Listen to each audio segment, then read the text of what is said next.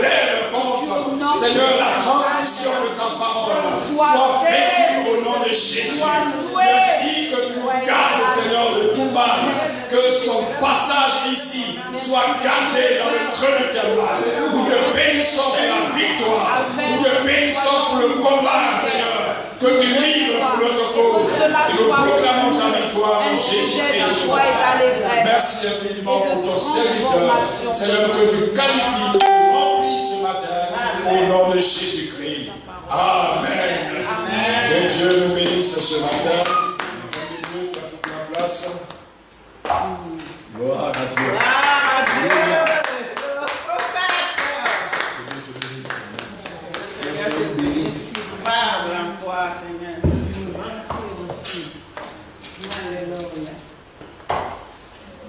On peut rester toujours assis, il n'y a pas de problème.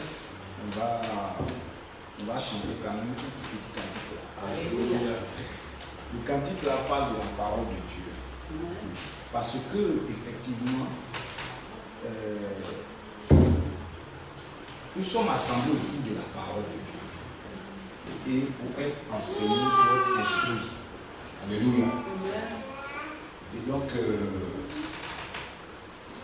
tout le développement de la pensée de ce matin va tourner autour des choses auxquelles nous nous approchons. Alléluia. Et la parole de Dieu est fondamentale. Nous allons chanter ce cantique qui dit c'est merveilleux ce que Dieu fait. C'est merveilleux, c'est merveilleux ce que Dieu fait. C'est que Dieu fait son précieux, son précieux est toujours vrai. On y croit, il peut comprendre. C'est merveilleux ce que Dieu fait. C'est merveilleux ce que Dieu fait. Son précieux est toujours vrai. Quand on y croit, il peut comprendre. C'est merveilleux ce que Dieu fait. Oh, je crois que la Bible est vraie. Je crois que la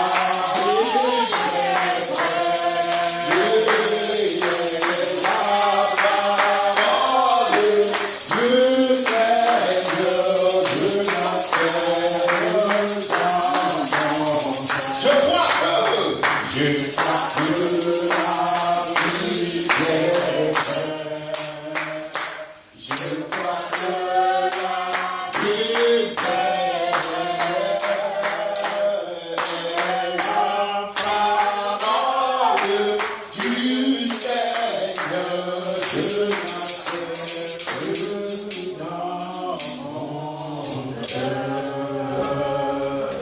Seigneur éternel, mon Dieu, merci pour la grâce que tu m'accordes de me tenir devant ton peuple pour parler de ta part, pour parler, pour dire ta parole, pour communiquer ta pensée, Seigneur. Je sais qu'il y a l'intelligence des hommes, il y a la direction des hommes. Mais Seigneur, prends le contrôle de ce moment. Et guide-moi, conduis-moi. Donne-moi la force de pouvoir parler à ton peuple qui a soif, Seigneur. Je veux éloigner tout ce qui est distraction, tout ce qui est confusion maintenant, afin que tu prennes totalement le contrôle de ce moment. Que toute la gloire te revienne, Père. Je prie au nom puissant de Jésus-Christ de Nazareth. Amen. Amen. Amen. Amen. Seigneur. Chers frères et sœurs, pour certains parmi nous qui visitent notre page du ministère, voilà, donc déjà j'ai mis le thème hein, de ce moment. Et c'est un thème justement que, juste à penser au titre, ça fait peur. Parce que le thème c'est le légalisme et la grâce de Dieu. Le légalisme et la grâce de Dieu. Je ne suis pas docteur de la parole, je suis tout simplement prophète de Dieu. Et ce que je fais, c'est de tenter de comprendre la direction vers laquelle donc l'Esprit de Dieu tente de nous conduire à travers sa parole. Et je pense qu'aujourd'hui, c'est important qu'on puisse comprendre quelque chose qui est en train de se passer dans l'Église, mais aussi qui est en train de se passer dans le monde, mais aussi qui est en train de se passer dans ces temps de la fin. Et vous allez voir que ça tourne autour de la loi. Alléluia. Amen. Ça tourne autour de la loi. Voilà. Et donc, cela est important de comprendre cela. Il est très très important de réussir à comprendre pourquoi est-ce qu'il faut comprendre en fait ce qui est en train de se passer. Alors, la loi, je vais le dire très très brièvement de quoi il est question. En fait, la loi, c'est un ensemble de règles. Alléluia. C'est un ensemble de règles qui conditionnent la société et qui amènent et poussent la société à se comporter d'une certaine façon. Et la loi a ses récompenses, mais la loi a aussi ses peines. C'est-à-dire qu'on peut récompenser quand on se comporte d'une certaine façon par rapport à la loi, mais on peut punir aussi quand on se comporte d'une certaine façon par rapport à la loi. Et il y a la grâce. La grâce, c'est un cadeau. C'est quelque chose que c'est immérité, c'est-à-dire qu'on n'a pas mérité. Alléluia. Donc regardez un peu la société. Voilà. De plus en plus, il y a des lois qui deviennent permissives et il y a des lois qui condamnent. Nous sommes dans les temps de la fin. Et regardez le changement qui est en train de se passer. Mais vous allez comprendre que dans le principe, ce n'est pas comme cela. Cela me pousse à me poser une question. Mais en fait, la loi, elle est de qui? Qui a fait la loi? Qui a créé la loi? Vous allez comprendre que quand on voit Adam et Ève, qui ont été les premiers qui ont été créés par Dieu dans le jardin de l'Éden, Dieu leur donne tout. Il met tout à leur disposition. Mais on ne nous dit pas quelque part que Dieu a consigné à Adam et Ève un code, une loi. Il leur a donné la liberté de jouir de tout dans le jardin de l'Éden. Alléluia. Donc, ils pouvaient faire ce qu'ils pouvaient. Seulement que Dieu a demandé qu'ils ne mangent pas l'arbre, le fruit de l'arbre de la connaissance. Alléluia.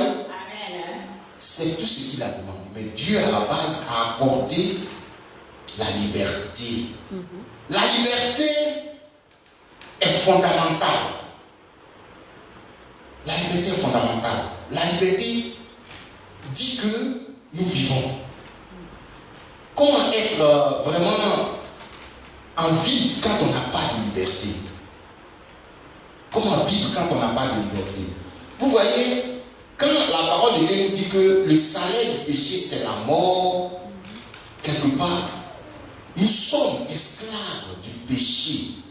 Nous n'avons pas de liberté. Or, aujourd'hui, l'impression, c'est que on dirait que les gens sont libres parce qu'ils sont capables de se mouvoir. Mais la parole de Dieu dit que nous sommes esclaves du péché. Alléluia.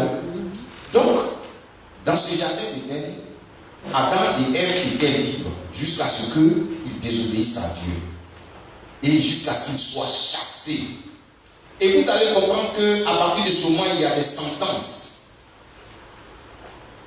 Tu vas gagner ton pain à la sueur de ton travail. Il y a des sentences qui suivent. En ce moment, Dieu n'a pas encore exprimé le règlement dans quelque chose, sinon que dans notre conscience. Alléluia. C'est-à-dire que l'homme aujourd'hui ne peut pas dire qu'il ne sait pas ce que c'est que le mal et ce que c'est que le bien. L'homme le sait. Depuis le jardin de l'Éden, depuis sa création, ce paquet a été consigné dans sa conscience du bien et du mal. Alléluia. Parce que dès que l'homme désobéit à Dieu, le péché prend position en lui. Le péché est inné en lui. Le premier Adam est pécheur. Et sa postérité va continuer aussi dans ce même péché qui est une condamnation perpétuelle, éternelle. Alléluia. Regardez un peu, suivez un peu le mouvement de ce qui se passe. Et puis, à un certain moment, voilà que on voit le peuple hébreu qui est esclave en Égypte. Alléluia. Ils sont esclaves en Égypte, ils sont réduits en esclavage. C'est-à-dire qu'il y a une privation de liberté. L'Égypte représente les ténèbres. Nous quittons de l'Égypte pour aller vers la terre promise. Pour aller vers la liberté. Et voilà Moïse, le prophète Moïse, que Dieu va susciter pour entraîner ce mouvement. Donc, la loi est exprimée dans la conscience quelque part, mais après, la loi est exprimée dans les règlements qu'on se définit dans la société. Ça veut dire que quand Dieu fait l'humanité, Adam et Ève pêchent, ils sont chassés, l'humanité va se reproduire. Les sociétés vont aussi créer des règles. Mais la loi dans la conscience de l'homme, de la pensée de l'éternité, de la pensée du bien et du mal est là. Du péché qui est ancré dans l'humanité est là. Donc vous allez voir, suivez seulement le vent, vous allez voir Sodome et Gomorrhe qui est juste là à côté où Abraham est. Dieu rencontre Abraham, mais Sodome et Gomorrhe vit dans le péché. Donc il y a une autre façon de penser ce que c'est que le rapport entre l'homme et Dieu. Mais le même Abraham aussi, il vit dans une société dans laquelle Dieu lui demande de sortir pour aller là où il va l'amener. Par la foi, il le fait. Mais le père d'Abraham n'était pas dans une société où on craignait Dieu. Alléluia. Donc, quelque part, il y a une exigence où Dieu, dans son rapport avec l'homme, sait que l'humanité qu'il a créée se crée autour de lui-même, d'elle-même, des règles pour vivre. Mais la loi de Dieu, il faut que cette humanité la découvre. Il faut que cette humanité-là, que ce soit consigné quelque part. Alléluia. Donc aujourd'hui, il y a des conflits culturels. Nous avons assisté souvent à des débats un peu bizarres où d'autres disaient que mais avant que donc le peuple juif existe, est-ce qu'il n'y avait pas d'autres sociétés avec des règles, avec des lois et tout cela? Est-ce qu'il n'y a pas d'autres sociétés qui connaissaient Dieu? C'est Dieu qui a fait toute l'humanité, mais Dieu a accordé la liberté. Et les hommes ont compris qu'il faut définir des règles autour. Voyez la tour de Babel. Ils construisent une tour pour atteindre la voûte du ciel que Dieu va disperser. Alléluia. Alors, mais quelque chose commence à se préciser petit à petit avec Moïse, il faut consigner la pensée de Dieu quelque part. Il faut un peuple détenteur des oracles de Dieu pour conserver et transmettre la pensée de Dieu. Il faut seulement aussi se rappeler que tout ce qui se passe avant n'est qu'une préfiguration des choses à venir. C'est-à-dire que dans le jardin de l'Éden, tout ce qui se passe, c'est une préfiguration du Christ qui vient. Le premier Adam, le second Adam. Donc, nous sommes en ligne avec la pensée de Dieu qui est en train de se propager dans le temps et dans l'espace. Mais Dieu a besoin de se révéler. Donc, quand nous arrivons au temps de Moïse, Moïse va faire sortir le peuple hébreu de l'Égypte, des griffes de Pharaon. Ils vont traverser la mer Rouge et ils vont arriver devant le mont Sinaï. Alléluia. Amen. Et quelque chose d'important va commencer à se passer là. Le Seigneur va appeler Moïse sur le mont Sinaï pour lui consigner les tables de la loi. Alléluia. Il va commencer à écrire de sa propre main les règles, les règlements. Tu ne feras pas cela, tu ne feras pas cela, jusqu'aux 10 commandements. Amen. Vous voyez? Parce qu'il y a la loi consignée dans la conscience et personne ne peut dire qu'il ne savait pas. D'ailleurs, la parole même de Dieu nous dit que même la nature, la création, va condamner. Parce que la création même est l'expression même de l'existence de Dieu et de sa puissance. Alléluia. Amen. Donc, Moïse reçoit les tables de la loi et il va traduire cela dans les livres pour que le peuple s'en souvienne tout le temps.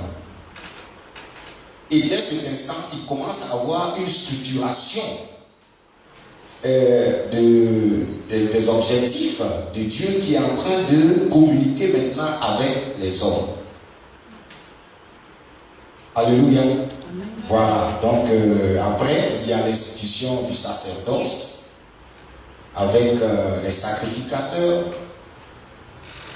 Aaron, qui est le frère de Moïse, qui va se charger de la sacrificature. Et puis petit à petit, il y aura des lois qui sont consignées dans les Lévitiques où il ne faut pas faire ça.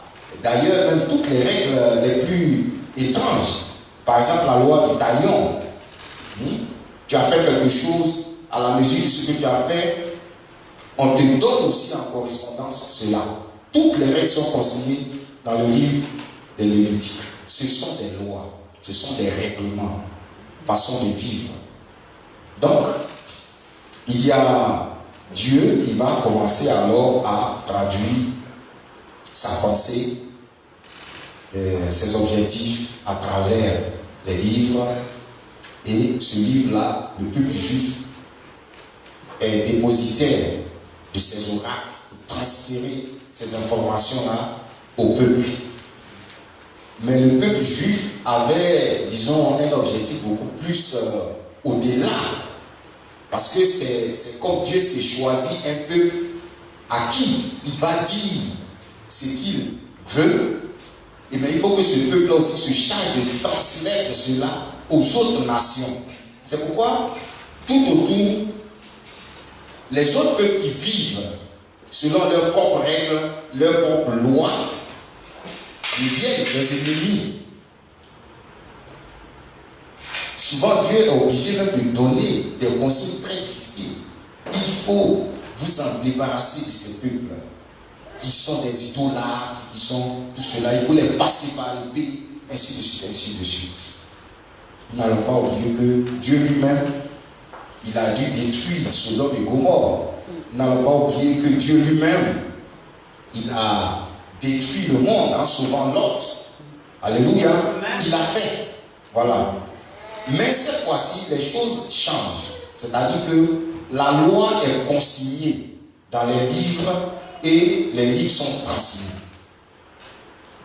Maintenant, nous allons revenir très rapidement au thème. Le thème, c'est le légalisme. Les légalismes et la loi de la grâce. Qu'est-ce que c'est que le légalisme? Quand nous parlons de légalisme, par exemple, de quoi nous voulons parler? Bon, il y a une définition, exemple, de légalisme qui nous dit que le légalisme, c'est le respect absolu de la loi. Donc, je parle de la loi dans la pensée de Dieu, mais après vous allez voir autour, il y a la loi dans la pensée des hommes. Parce que dans le temps, il y a des hommes aussi qui se sont construits des lois. Et vous allez voir que dans ces temps de la fin, ce sont ces lois-là qui vont être, on va dire, l'élément sur lequel l'ennemi, dans ces temps de la fin, va s'appuyer pour persécuter l'Église. Ça sera ça. La loi. C'est la loi que l'ennemi va utiliser pour persécuter l'Église dans ces temps de la fin. Alléluia. Alors, mais pourquoi est-ce que la loi est née? Je termine avec la définition. Donc, le légalisme, c'est cette attitude de vouloir respecter de façon absolue la loi. C'est-à-dire que moi, je suis un légaliste. Je suis quelqu'un que moi, c'est la loi. Je ne connais pas ce qui est autour, le respect de la loi, la loi, la loi. Mais dans la pensée chrétienne, vous allez voir qu'il y a quelque chose qui se passe. Parce que le légalisme tel que interprété et expliqué dans la parole de Dieu, vous allez voir que c'est quelque chose de pernicieux, c'est bizarre et c'est dangereux quelque part aussi si on ne réussit pas à déterminer les contours. Je veux déjà vous dire, en entendant d'entrer à affronter ce point-là dans la parole, que Jésus lui-même, il a combattu le légalisme. Ça a été sa bataille quand il était sur la terre, notre Seigneur. Parce que nous sommes en train de dire que c'est Jésus lui-même qui a fait la loi. Comment si Jésus lui-même qui fait la loi, il arrive, il y a des gens qui sont ces créatures qui prétendent connaître la loi plus que lui. Vous comprenez l'ambiguïté? Voilà. C'est lui-même qui a fait la loi. C'est lui qui a consigné la loi. Et l'homme, avec le temps, a manipulé la loi, a mis à côté de la loi ses règles, ses dogmes. Comprenez? Amen. Vous allez voir comment est-ce que la loi de Dieu est corrompue à un certain moment par les hommes qui ont besoin de mettre à côté de la loi de Dieu leurs propres règles.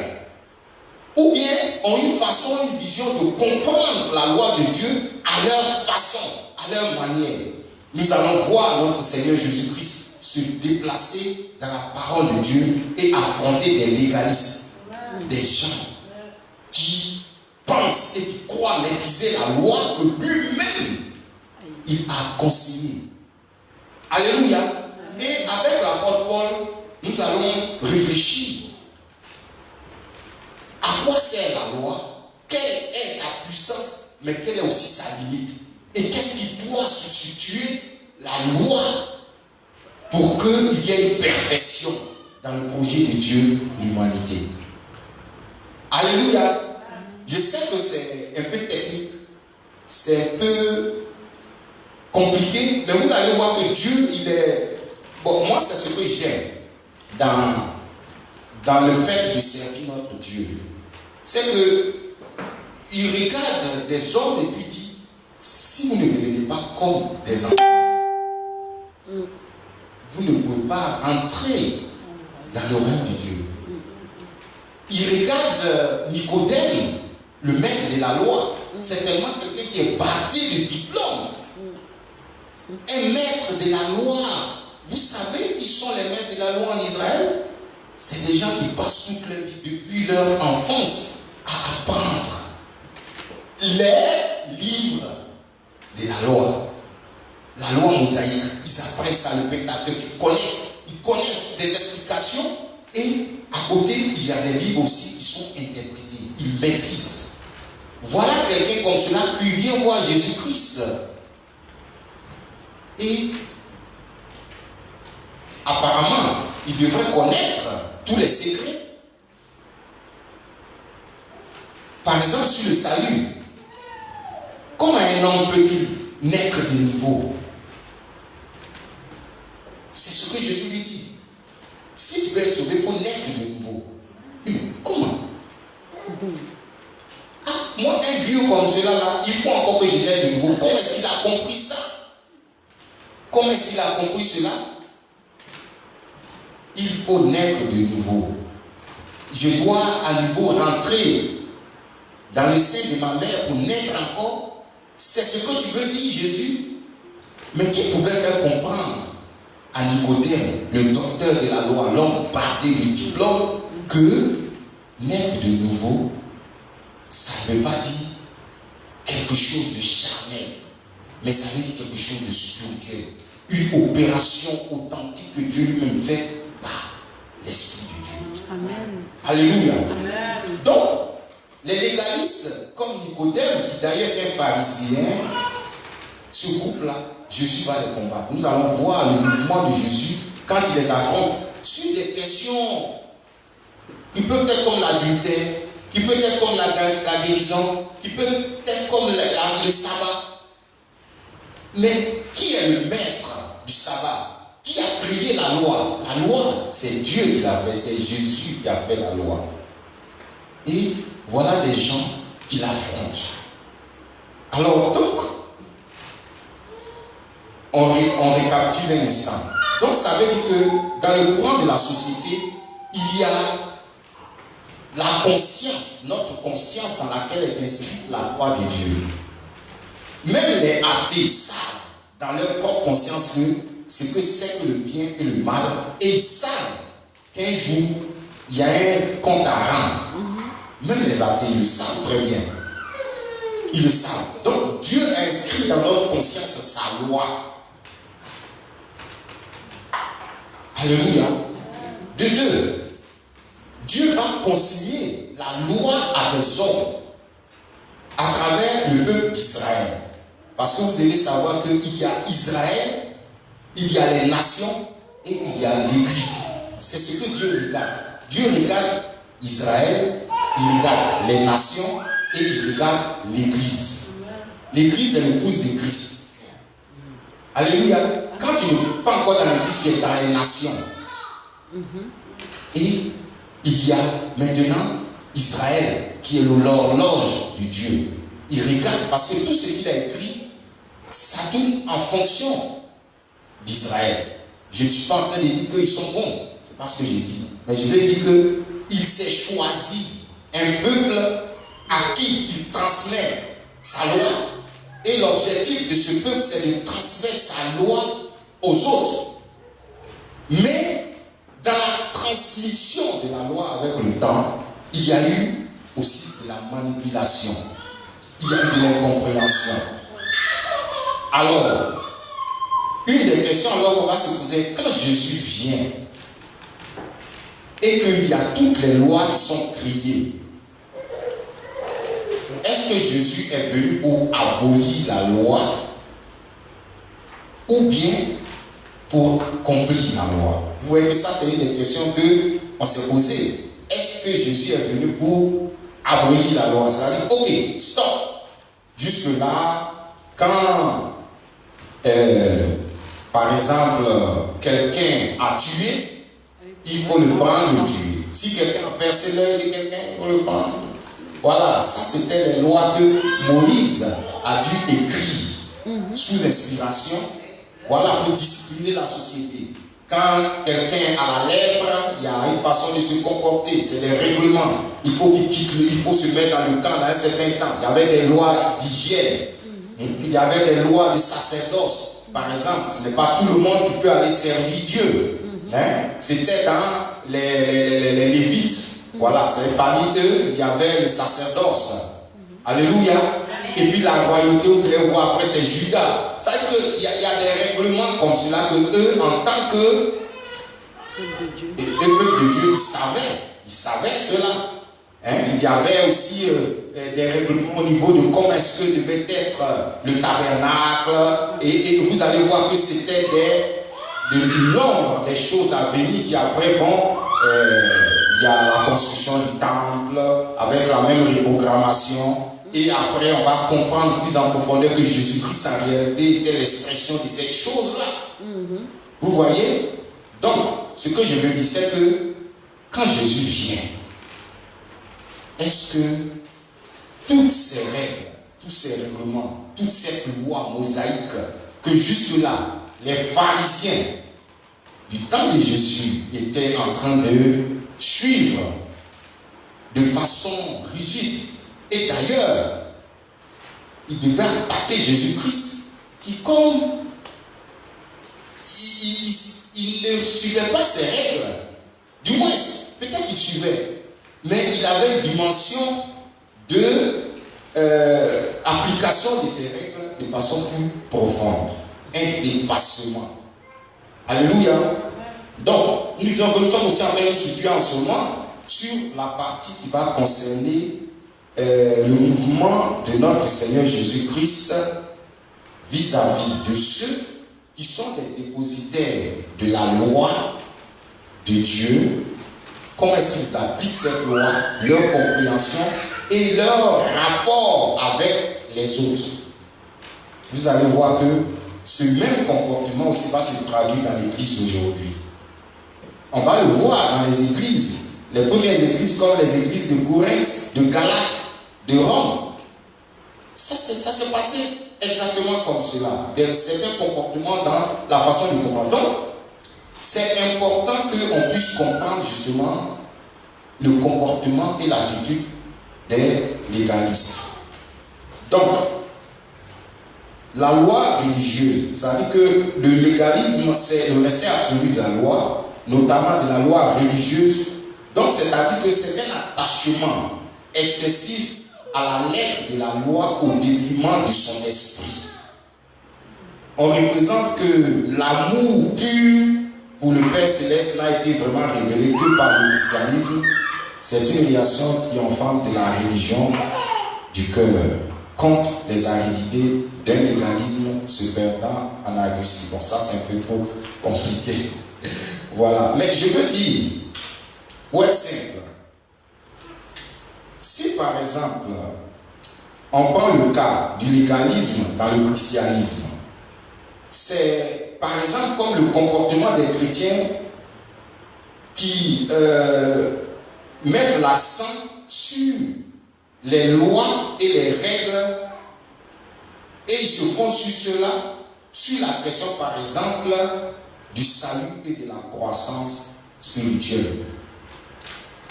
C'est-à-dire que quand dans une communauté il y a cet attachement aux règles, à la forme,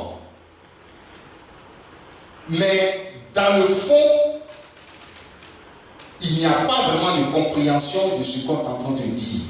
Et beaucoup de communautés aujourd'hui ont ce problème-là. On va le lire dans le livre de Galates 3, verset 24, par exemple. On va lire ça. Et nous allons voir comment est-ce que le Seigneur fait un dépassement de ces choses-là. Celui qui le trouve, il peut le lire. Galates chapitre 3, verset 24. Galates 3, verset 24. Si nous avons trouvé. Oui. Galates chapitre 3, verset 24. Ainsi, la loi a été comme un précepteur pour nous conduire à Christ, afin que nous soyons justifiés par la foi. Je le lis. Oui. Galates chapitre 3, verset 24. Ainsi, la loi a été comme un précepteur pour nous conduire à Christ, afin que nous soyons justifiés par la foi. Amen. Est-ce que vous avez compris? Ainsi, la loi a été comme un pédagogue, ici dans cette équipe pédagogue, pour nous conduire à Christ, afin que nous fussions justifiés par la foi. La foi étant venue, nous ne sommes plus sous ce pédagogue, car vous êtes tous fils de Dieu par la foi en Jésus-Christ. Alléluia. Voilà. On va lire encore le livre de Jean, chapitre 1, verset 17. Ça aussi c'est important. Jean chapitre 1, verset 17.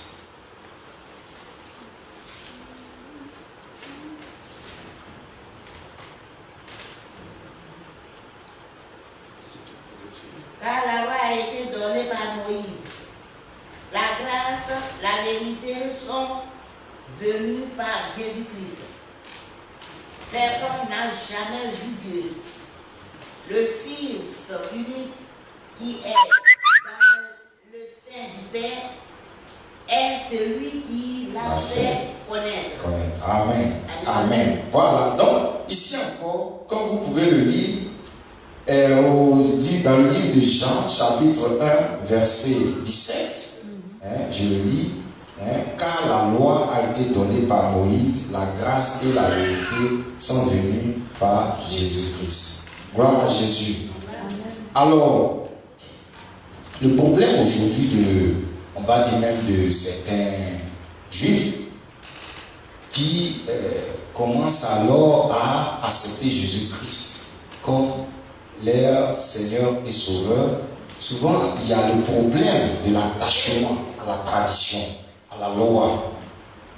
Voilà, c'est-à-dire qu'ils se disent, mais venir à Christ, là, est-ce que ça veut dire renoncer à la loi mosaïque, renoncer à attacher les trucs, mettre les kippas et toutes ces choses-là? Donc tout ce qui concerne l'Ancien Testament, c'est un problème qui se pose souvent.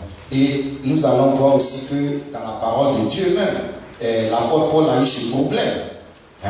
Vous voyez le comportement de Simon-Pierre, qui avait des problèmes quand il était assis avec quelques païens. Alors il avait une certaine façon de se comporter quand il voyait les Juifs et tout cela.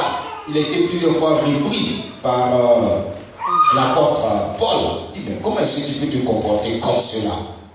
Mais souvenez-vous, Dieu, pour faire comprendre ce dépassement des choses de la loi, il va prendre Simon-Pierre à qui il va présenter une nappe pleine d'animaux de n'importe quel type, qui en réalité, dans la loi de Lévitique, c'était des animaux qui ne pouvaient pas consommer. Mais l'Esprit de Dieu lui disait, Pierre, lève-toi, prends et mange. Tue et mange. Prends, tue et mange. Et Pierre dit, mais Seigneur, comment est-ce que je peux manger ces genres d'animaux? Pourquoi? Parce que Pierre était encore attaché, n'est-ce pas, à l'esprit de la loi mosaïque. Alors que Jésus-Christ était là pour opérer ce dépassement. Alléluia. Amen. Je ne peux pas manger ces animaux.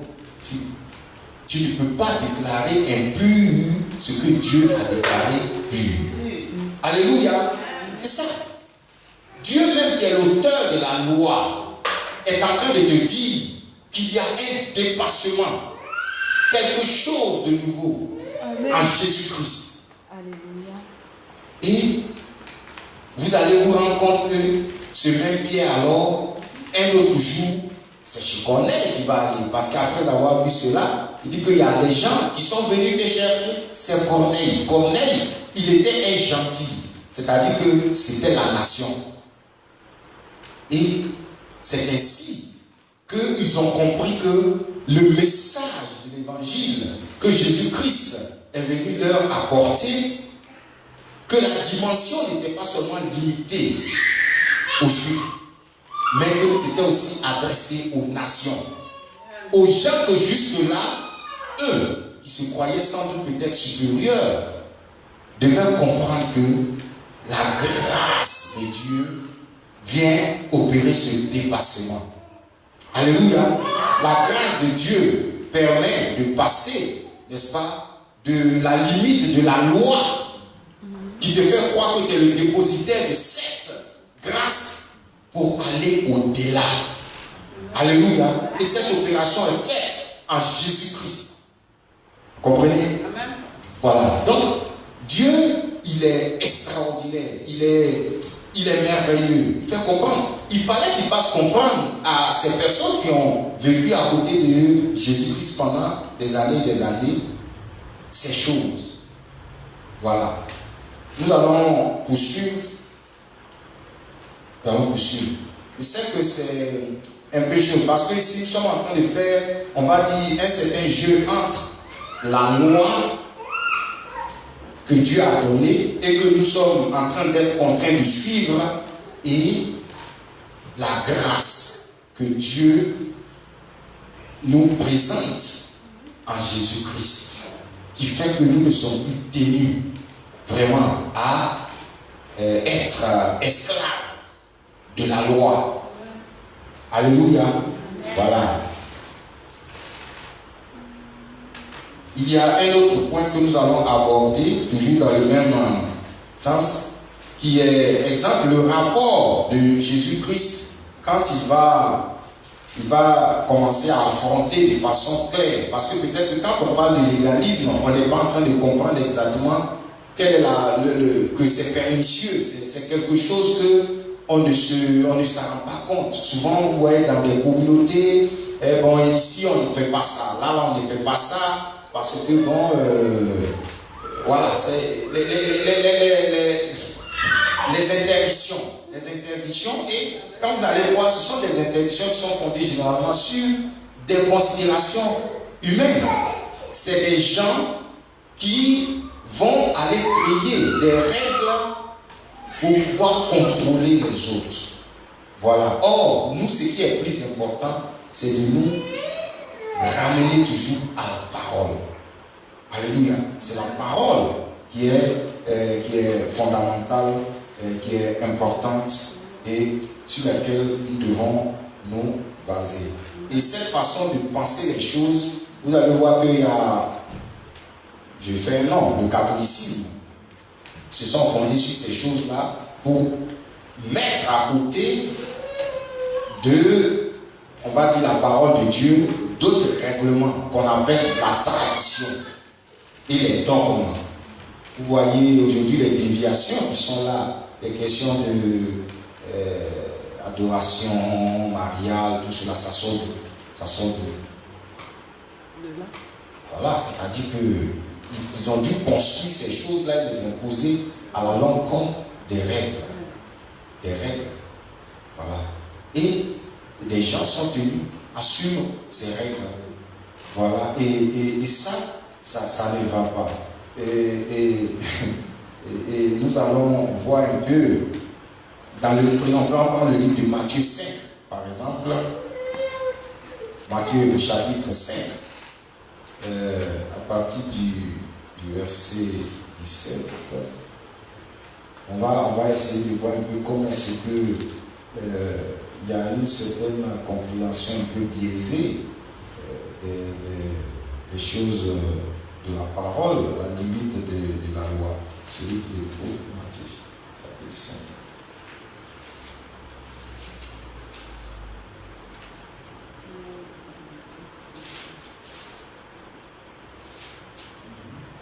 Verset 17. À partir du verset 17 déjà. On s'en dit. Oui. Oui. Ne croyez pas que je sois venu pour abolir la loi ou les prophètes. Je suis venu non pour abolir, mais pour accomplir. Car je vous le dis en vérité, tant que le ciel et la terre ne se passeront point, Ok. On peut nous aborder déjà sur le verset 17. Voilà, Jésus qui rappelle, je ne suis pas venu pour abolir, mais pour accomplir la loi. Voilà, donc la venue de Jésus-Christ est en réalité la réalisation même de ce qui est consigné dans la loi. Voilà. Et de façon générale, la loi peut signifier les livres. Les livres que Moïse a dû écrire, où il y a des commandements qui sont écrits. Donc Jésus est venu pour réaliser tout ce qui était annoncé à son sujet dans les Écritures. C'est la raison pour laquelle notre Seigneur Jésus est venu. Et il est le seul qui a réussi à accomplir de façon parfaite toutes ces exigences de la loi. Non? Et justement, c'est la raison pour laquelle il est aussi le plus qualifié pour pouvoir mourir, être le sacrifice pour la rémission des péchés de l'humanité. Voilà. Donc, vous savez que la loi, où tu la respectes complètement, parce qu'un seul dit que bon, moi je respecte la loi, mais il suffit de transgresser un seul article de la loi et tu as péché contre la loi. Ça, c'est un truc, c'est assez évident. Voilà. Donc, il est impossible vraiment à l'homme de lui-même de réussir à prétendre avec une certaine assurance de pouvoir respecter toute la loi. Dieu dit qu'il regarde sur la terre et nul n'est juste. Tous sont pécheurs. Nous sommes tous pécheurs. Et c'est ce que nous allons voir dans le livre de Romains. Voilà. Donc il fallait trouver quelque chose qui parte au-delà de la loi et qui puisse justement résoudre ce problème, la question de la limite de la loi que nous avons. Et du coup, vous voyez quel est le grand problème, c'est crié entre la question de je fais tout pour mériter mon salut et je reçois mon salut par la grâce. Voilà, donc il y a cette question-là qui se pose. Le salut par les œuvres de la loi. Ah mais je suis bon. Ah mais moi je suis bon. On va le voir avec les pharisiens vis-à-vis de Jésus. Je suis bon. Mais comment? Moi je ne pêche pas.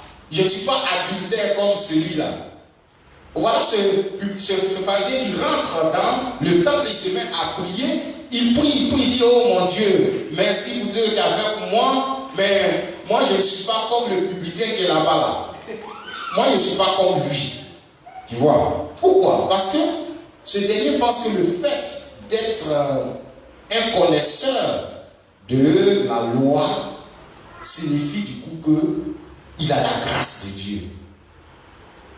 C'est ça. Et Jésus-Christ va décrire ces personnages comme ceux qui aiment les premiers postes. Ils s'asseyent au devant, là, ils sont partout, habillés, bardés de vêtements, on va dire coûteux, qui laissent transparaître toute leur arrogance. Ils sont assis là. Donc, tout cela, c'est l'aspect extérieur. Or, c'est dans le cœur que le Seigneur regarde. Le Seigneur regarde le cœur. Le Seigneur regarde le cœur. Donc, ce n'est pas par nos efforts personnels, parce que nous prétendons de réussir à respecter toutes les règles de la loi, que nous pouvons avoir le salut. Ce n'est pas cela. Le salut doit être une opération comme la grâce de Dieu. Un cadeau. Un cadeau.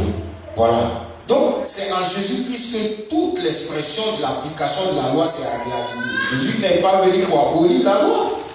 Il n'en avait pas besoin. Mais c'est un dépassement. Alléluia. On peut poursuivre toujours.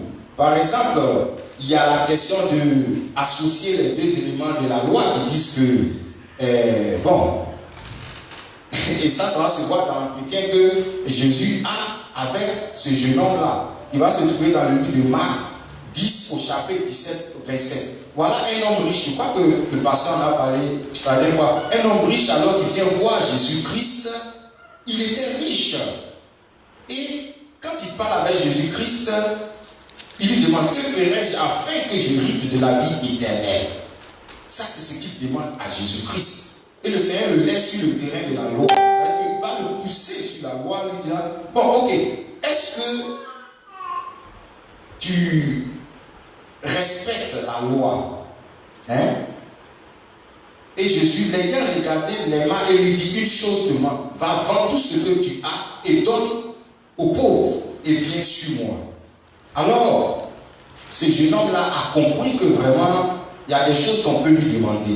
En fait, lui, il était bon, il distribuait, il donnait aux pauvres. Il faisait ça le monde. Voilà. Mais aller vendre tout, c'est-à-dire que c'est quelque chose qui va à un dépassement de nous-mêmes. C'est le sacrifice. Avec Dieu, c'est vrai. Nous pouvons dire que nous respectons les règles. Beaucoup de nous faisons ça. Nous respectons les règles, les lois, ne veut pas pécher, tout cela. Il y a d'autres même, à un certain moment, que l'adultère, ce n'est pas l'acte physique seulement. L'adultère, ce n'est pas seulement l'acte physique. L'adultère, c'est aussi dans l'esprit. Le dépassement que Jésus veut nous amener à comprendre, hein, la façon de comprendre la règle, la loi et la pratique réelle, comment Dieu voit la chose. Ah, moi je ne suis pas adultère comme celui-là. Attends, quand tu regardes déjà une femme pour la désirer, pour la convoiter, tu as déjà commis l'adultère. C'est ce que Jésus est en train de dire. C'est-à-dire que consigne-toi totalement à Dieu. Or, le légalisme, c'est quelqu'un qui croit ça. Il se croit parfait. Parce que, quelque part, il tente de respecter les règles qui sont là. Hein, les 10 commandements, moi je respecte les 10 commandements. Va prêcher dans certaines religions, tu te dis, ah, moi déjà c'est suffisant.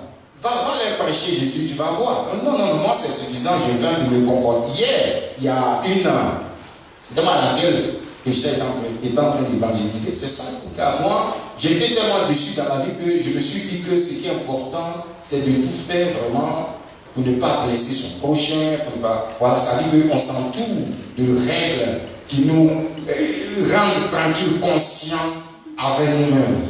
Vous voyez? Et donc, à ce jeune homme-là, quand Jésus lui dit, ok, va, vends tout ce que tu as, viens et suis-moi, il commence à comprendre que, jusque-là, toutes les règles qu'il avait respectées là, ça commençait à être un problème.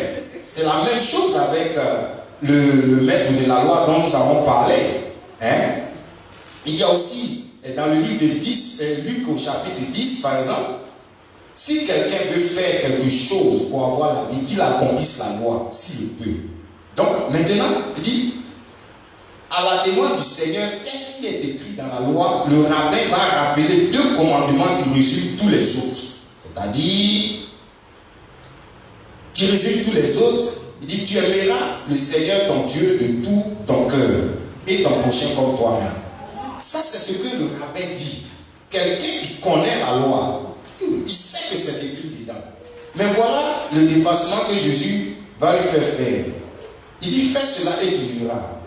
Maintenant, il dit que, qui est mon prochain? Ton prochain, c'est quoi? Jésus va lui faire comprendre qu'il n'est pas seulement question de ton prochain, mais même ton ennemi est ton prochain. Alors là, ça coince. Ça coince. Le légaliste ne voit pas son ennemi comme son prochain. Le légaliste, non, nous sommes en guerre. Or, Dieu demande de faire un dépassement, d'aller au-delà. D'aller au-delà. C'est ça. Hein? Voilà, par exemple, vous voyez un autre truc. Ça peut être, par exemple, la guérison le jour du sabbat. Ce jour-là, c'est un jour de repos.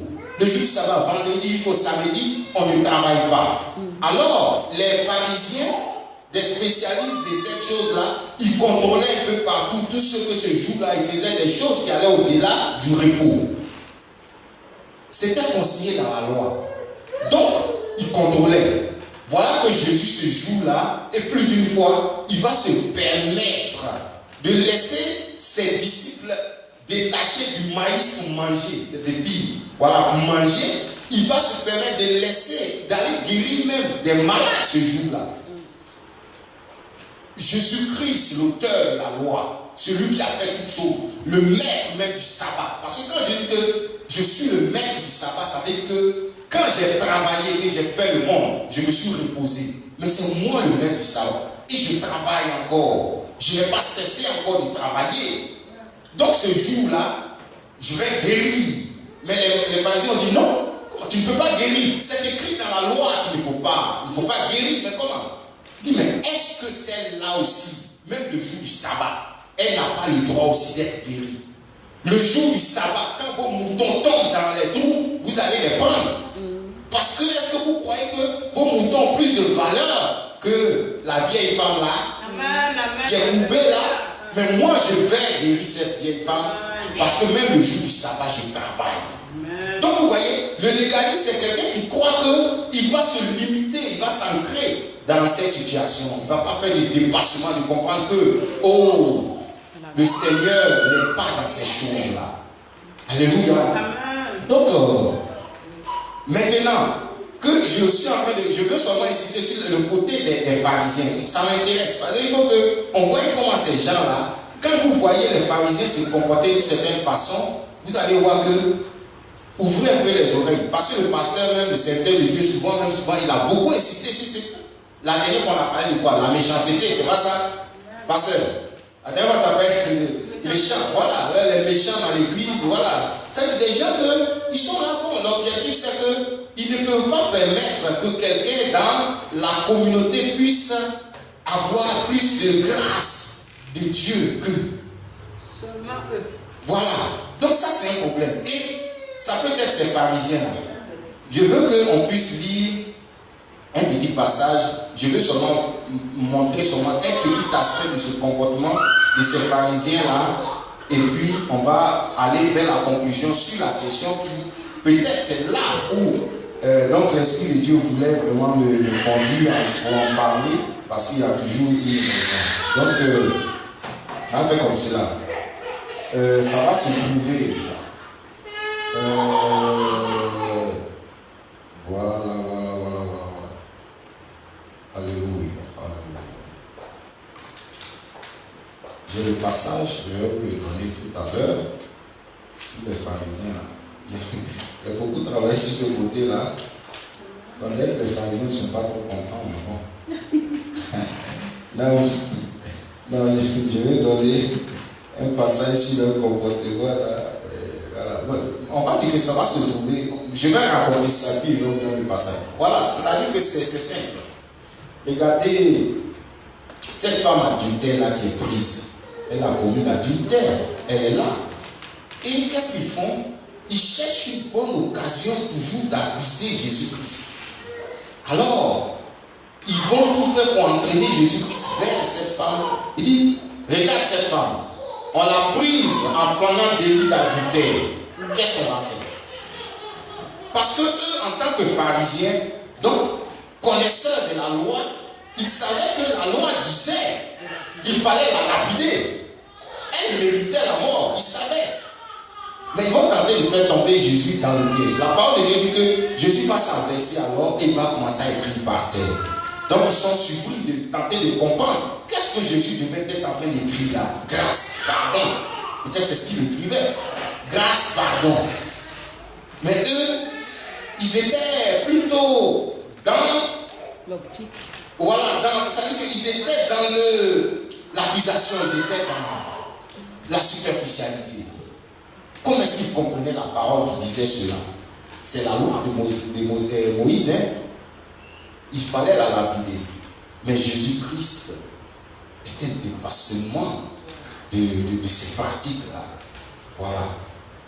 Et Jésus va dire, ok, si parmi vous, quelqu'un n'a jamais commis de péché, il prend la pierre, il la jette sur elle, il la tue. Puisque c'est votre travail que de tuer comme cela. Donc, faites-le. La parole de Dieu nous fait comprendre que du plus vieux au plus petit, ils sont tous partis.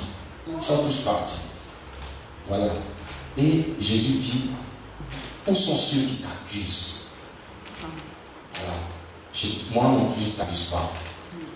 Je te pardonne. Lève-toi, va, mais ne pêche plus. Voilà, c'est-à-dire que notre Dieu n'est pas là pour nous accabler comme le font les pharisiens, comme le font les légalistes. Ceux qu'ils cherchent toujours une occasion pour nous faire tomber, pour nous accuser. Ils sont là, ça s'est passé même dans les églises, les premières églises. Hein? Où, bon, il y a comment on va dire, il y a des gens qui jouent un peu plus jeu, tout cela. Voilà. Bon, maintenant je vais conclure vers la dernière partie. Cette dernière partie-là, elle porte sur la loi des hommes. Parce que là, nous avons parlé de ce qui se passe dans l'église. Voilà, les légalismes. C'est pourquoi moi-même le texte, j'ai mis les légalismes.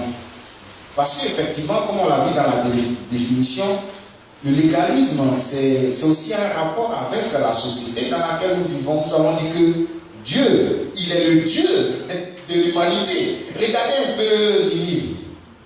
Attendez. Dieu envoie Jonas à Ninive pour aller demander aux Ninivites de changer de vie. Sinon, il va les détruire. Dieu envoie, il dit, va à Sodome et Gomorrhe pour voir si les gens de Sodome et Gomorrhe sont là. Dieu savait très bien. Mais il le dit à Abraham pour qu'Abraham intercède. Mais même là encore, l'intercession d'Abraham n'a pas abouti. Parce que même les 7 personnes et 10 personnes que Dieu cherchait pour ne pas détruire la cité, il n'y en avait pas. Donc ça veut dire que c'est vrai. Il n'y a pas voilà, il y a la liberté. Il y a la liberté. L'humanité vit comme veut. Il y a l'église dans le monde. Le sel de la terre. La lumière du monde. Cette église, l'épouse de Christ qui doit se sanctifier, qui est là. Mais autour. Déjà l'église à son intérieur a ces problèmes-là qu'il faut tenter de résoudre par la grâce de Dieu. Mais encore autour, il y a le monde qui s'enfonce davantage et entraîne l'église aussi dans, on va dire, dans sa manipulation des choses. Donc Dieu a envoyé à Ninive, il a envoyé à Sodome et Gomorrhe. Dieu veut dire que même Ninive et Sodome et Gomorrhe lui appartiennent. Ce n'est pas parce que ça veut dire que Dieu a seulement Israël comme son peuple. Il y a les nations. Donc Ninive, Sodome et Gomorrhe et nous, toutes les nations, la France, l'Italie, toutes ces nations appartiennent à Dieu. C'est ce que Dieu veut dire. Et donc, quand ces nations-là se permettent de construire des lois qui sont contre Dieu, c'est-à-dire des lois qui violent décisivement la pensée de Dieu, la vision de Dieu, il y a un problème. Nous sommes dans le monde, nous ne sommes pas du monde, c'est vrai, mais je veux dire que Dieu aussi a le contrôle sur le monde, la nation. Parce que c'est cette nation qui devient l'église après. C'est cette nation vers laquelle Jésus-Christ nous envoie alors annoncer la bonne nouvelle pour que cette nation se convertisse pour venir dans l'église, devenir son épouse. Mais cette nation aussi est en train de se corrompre. Je disais que autant Dieu envoyait son peuple hébreu qui devait détruire à son passage tous ces peuples qui étaient dans l'idolâtrie. Aujourd'hui, on ne peut pas le faire. Les nations modernes deviennent de plus en plus laïques et elles autorisent au nom de ce qu'on appelle la tolérance certains comportements. On va faire un lien. Au temps de Sodome et Gomorrhe, Dieu a détruit Sodome et Gomorrhe. Aujourd'hui, permettez-vous de dire que vous n'acceptez pas ce qui est là. Vous n'acceptez pas parce que ce n'est pas parce que vous n'acceptez pas, mais parce que vous ne pouvez rien. Tout ce que vous pouvez faire, c'est de prier. Parce que les lois sont en train de changer. Les légalismes aussi se voient à travers des lois que les gens sont en train de construire pour asservir de façon indirecte même le peuple de Dieu, pour préparer le peuple de Dieu demain à cette forme de persécution. Déjà, il y a des gens qui ont été condamnés dans des hôpitaux, tout simplement parce qu'ils se sont permis de prier tout simplement pour des malades. Il y a des gens qui vont évangéliser, on leur arrache les appareils. Il y a un boulanger ou bien quoi qui a refusé de faire un cadeau de mariage parce que pour lui, il croyait que bon, il ne peut pas construire un cadeau de mariage pour un couple gay. Il a été condamné. Vous voyez, je veux dire autour de nous, il y a la société moderne que Satan est en train de prendre le contrôle et construire des lois qui vont se voir de plus en plus.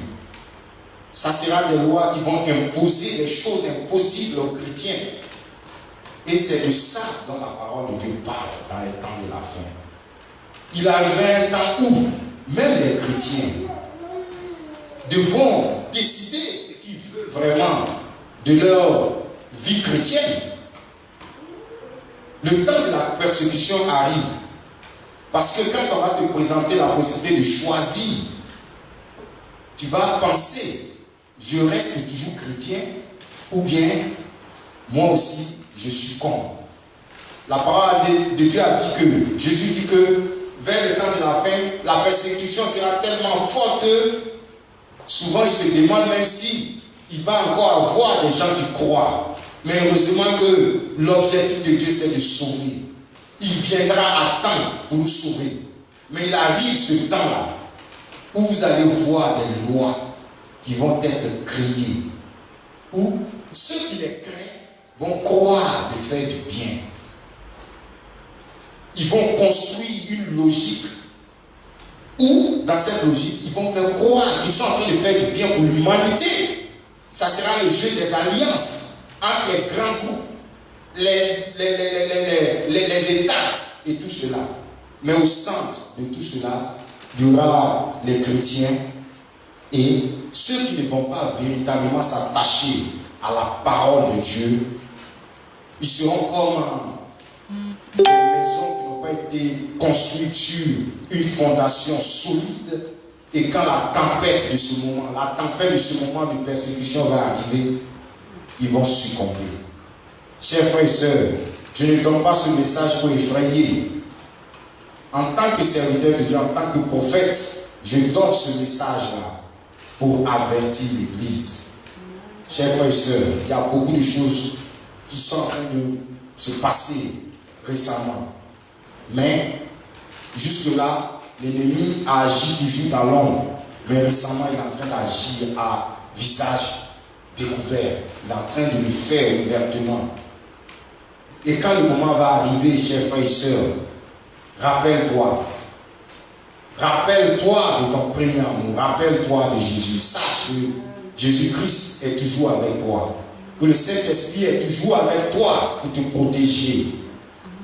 Alléluia. Et ne pas te laisser entraîner par les belles paroles. Alléluia.